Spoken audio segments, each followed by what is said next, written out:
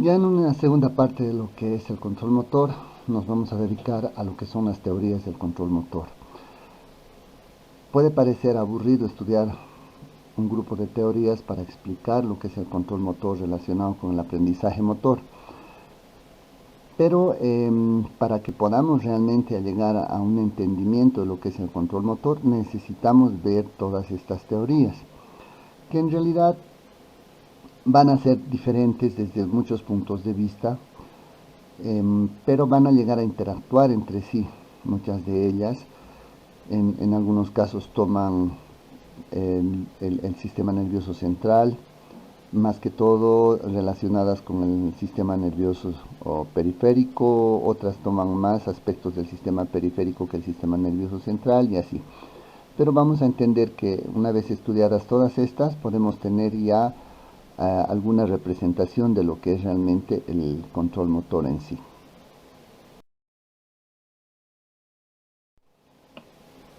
Si vamos a analizar un poco lo que son las teorías del control motor, tenemos que referirnos que dentro de lo que es control motor, una teoría va a ser un grupo de ideas abstractas sobre la causa y naturaleza del movimiento. Aunque no siempre se van a trabajar en modelos de función cerebral, pero esta es la base. En cambio, un modelo es una representación de algo, es una versión simplificada de lo real. Por ejemplo, podemos ver acá el cerebro, que es una estructura bastante compleja para entenderla, pero si nos vamos a ir hacia los modelos, entonces podemos simplificar conceptos difíciles de entender y los vamos a unir o relacionar entre ellos. Las teorías del control motor generalmente están unidos a los modelos de función cerebral. No siempre, pero en la mayoría de los casos vamos a ver que sí tienen mucha relación. Acá simplemente para ver cómo realmente podríamos tomar los diferentes tipos de modelos para llegar a algo. Acá tenemos un grupo de científicos que están investigando algo, no vamos a decir qué, pero eso es lo que se hace normalmente. Para llegar a la teoría de algo, necesitamos varias partes que se estudian por separado. Aquí podemos ver a una persona que está trabajando sobre algo, mientras la otra también la está apoyando, pero acá vemos otro científico que está investigando parte de lo que es esto, y por el otro lado aquí hay otra científica que también está estudiando otra parte de eso. Todas unidas en sí pueden llegar a constituir modelos y teorías que van a reflejar lo que es alguna acción en sí. Tenemos primero lo que se llama a la teoría refleja. Esta es la teoría más antigua que hay y se va a basar en los estudios de Sherrington sobre lo que son los reflejos. ¿Qué es lo que dice esta teoría? Habla que los reflejos son los componentes básicos del comportamiento complejo, ya sean juntos o ya sean en secuencia. También pueden ser aislados o pueden ser progresivos. Eso vamos a ver un poco más adelante. Pero esto es lo que quiere decir en sí la teoría refleja.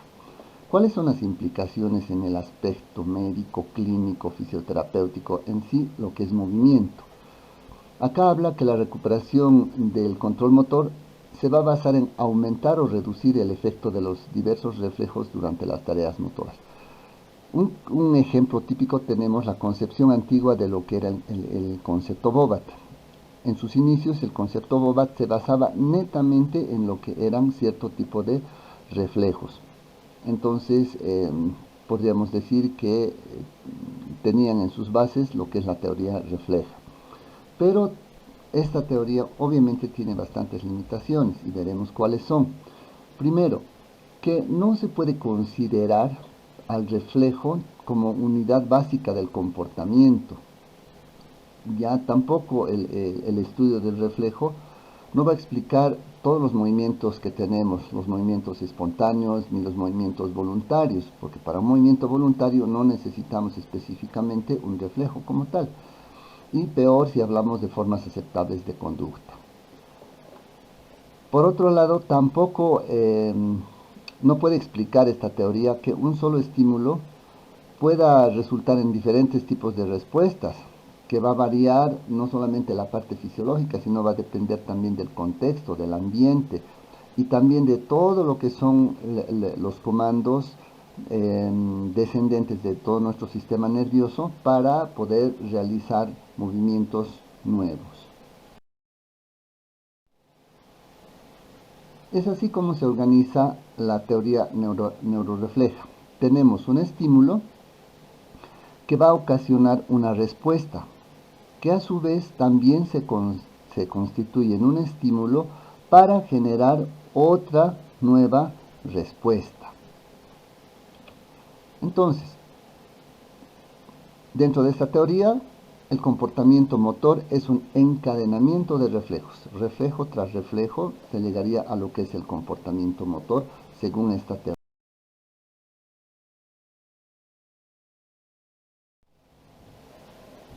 Como una parte un poco mejor explicada, digamos, de la teoría, podemos ver estos dos esquemas. En este primero tenemos acá un reflejo osteotendinoso que va a causar un estímulo que tiene que ser, va a ser recibido por un receptor, específicamente un receptor, que luego va a llevar todo este estímulo hacia diferentes tipos de centro, sobre todo a nivel de la médula espinal, que va a ocasionar una respuesta efectora.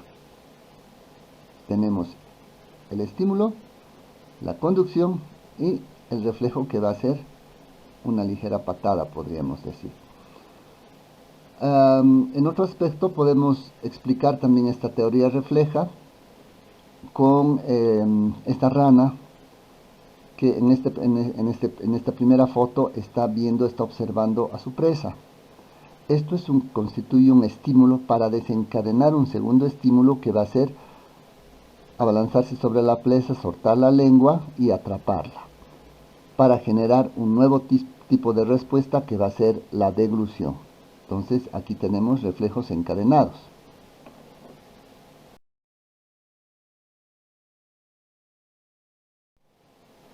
Tenemos una segunda teoría que es la teoría jerárquica. Acá ya no nos habla solamente de un reflejo, es más, ya habla de un sistema nervioso organizado en jerarquías, fíjense, en áreas de asociación superiores, medias e inferiores. Cada nivel superior ejerce un control sobre el nivel menor. Por esto se llama teoría jerárquica. Esto también ha causado implicaciones dentro de lo que es el aspecto clínico. Se habla de que en esta teoría el control motor se ha realizado el análisis de reflejos como parte de la evaluación clínica de pacientes con deficiencias neurológicas, utilizando como medio para calcular el nivel de maduración neural y predecir la capacidad funcional. Pero esto va a causar limitaciones, porque acá no explica que un reflejo se encuentra también dentro del nivel jerárquico, aunque está inferior, que puede dominar más bien un reflejo, todo el movimiento organizado hacia arriba. Por ejemplo, tenemos cuando nos quemamos la mano con algo, puede ser con fuego, entonces tenemos un reflejo de retirada que se produce. Entonces, este tipo de teoría no explicaría eso porque este reflejo ha comenzado en los niveles inferiores, si se dan cuenta.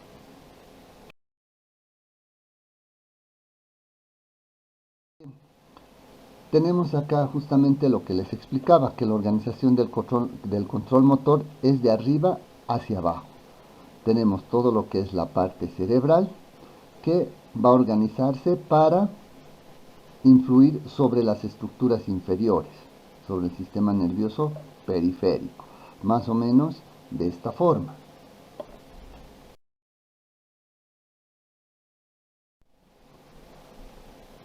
Tenemos entonces dentro de la teoría jerárquica, les decía, control superior, que corresponde a las áreas de asociación superiores.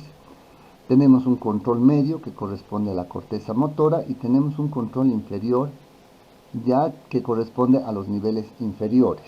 Entonces acá vemos el control que puede ejercer cada una de estas estructuras superiores sobre el inferior. Ahora bien, las teorías actuales jerárquicas ya han cambiado esto y hablan que puede haber interrelación entre estos otros tipos de jerarquía, pero de todas maneras hablan de jerarquías. En este video tenemos una última teoría que se llama las teorías de la programación motora. Acá en esta teoría ya es un poco más compleja, ya donde se van a explorar la fisiología de las acciones en vez de la naturaleza de las reacciones.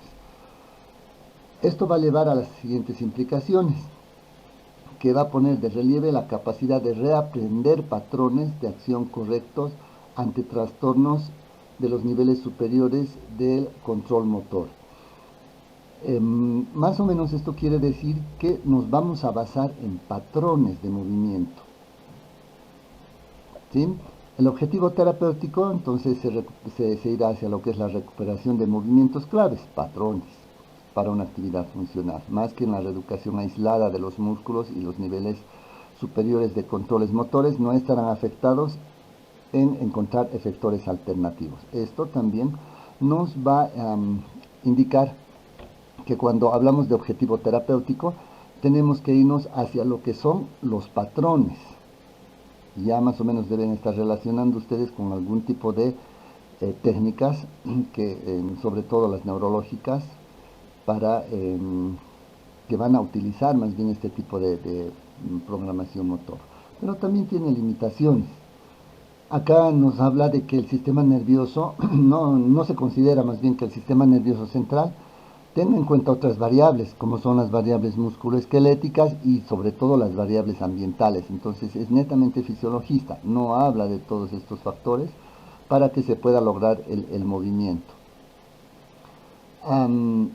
Vamos a ver que va a haber comandos similares que producirán movimientos según varíen estas variables. Entonces se debería tomar en cuenta tanto las variables ambientales como las variables musculoesqueléticas. ¿Qué nos habla las teorías de la reprogramación motora? Si vamos un poquito en su historia, se observó que cuando se retira un estímulo aferente, aún se pueden obtener respuestas motoras determinadas. A esto vamos a llamar patrón motor central. El ejemplo más típico, es decir, cómo se les ha ocurrido decir esto, es que a un saltamontes que se le ha quitado toda la parte de la aferencia, de todas maneras tenía el patrón para volar. De ahí entonces se observó todo esto.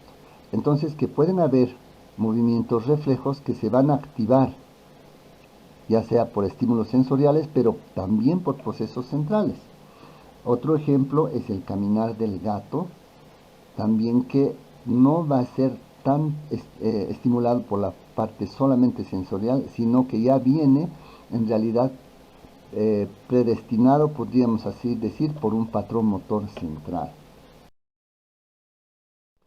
Aquí vamos a explicar en el cuerpo cómo podríamos reflejar las teorías de la reprogramación o de la programación motora. Normalmente cuando hablamos de reflejo, ¿qué sucede? Nosotros en este caso nos pinchamos, ¿sí?, y producimos una acción de retirada. Pero en esta teoría indica que no necesariamente necesitamos este estímulo para producir este movimiento, sino que este movimiento está dada ya por partes superiores, por controles superiores. Entonces no solamente dependemos del estímulo, sino que también nuestros centros superiores ya tienen programado un patrón de movimiento.